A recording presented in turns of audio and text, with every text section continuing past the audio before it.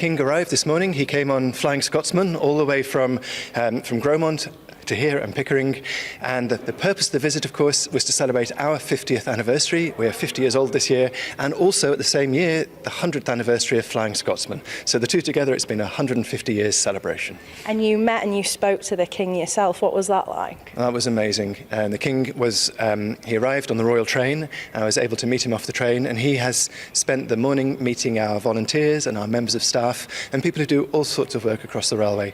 And he has been in a fantastic mood. He's been asking questions of everybody as to what they do, and it turns out he's got a real soft spot for steam engines as well. And why is it important to have royal visits like this? Well, it's really important because having a royal visit here, it helps us with our purpose, which is to conserve heritage and to help people with volunteering opportunities and to help the education as well. The station we're on today and the Flying Scotsman and the carriages it pulls, they are heritage artefacts. The Flying Scotsman built 100 years ago and their carriages in the years since.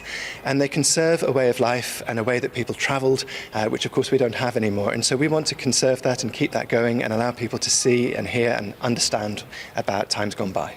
Yeah, and it's an 18-mile stretch here, isn't it, of the railway. What can people experience when they come and visit? Well, that's fantastic. So they can experience not just all of our heritage platforms and our heritage rolling stock and locomotives, but of course our 18-mile railway line runs through the North York Moors National Park, which is a glorious place. It's full of very beautiful countryside and a number of locations that people will know from film sets. And of course, if you carry on and you go all the way to the end of our line, you come to the harbour town of Whitby, which is famous for its maritime heritage and for all sorts of other attractions as well. It's been a little bit hot at the moment, isn't it, to be running the steam trains with the heat, with the moors nearby. But why is it so important to keep them going? It's important to keep them going because they represent a form of technology and a way of life that we just don't see anymore. When you see a steam engine in action, and Flying Scotsman's amongst one of the biggest we used to have in this country, it's full of raw power. Of course, it's fired by coal. The fire heats the steam to make the locomotive go, and it's a living, breathing thing. And we describe them as a spectacle. They're things that people can come and see and understand power in its rawest form, and also a way of transport that doesn't exist anymore. And if people are interested in coming and visiting, how can they come along and ride one of these steam engines here? Well, they can, of course, yes. So we're open all summer. As you can see, it's a beautiful day today, and people will very often ride the whole length of our line, or they'll just do a couple of stops and take a walk through the national park.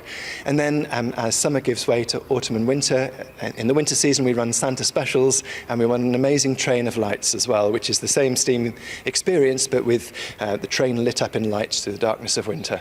And of course, if you're really excited, you can come along and volunteer here, and volunteers take on all sorts of jobs across the whole organisation, and eventually people can end up driving the trains or becoming guards or signalmen as well.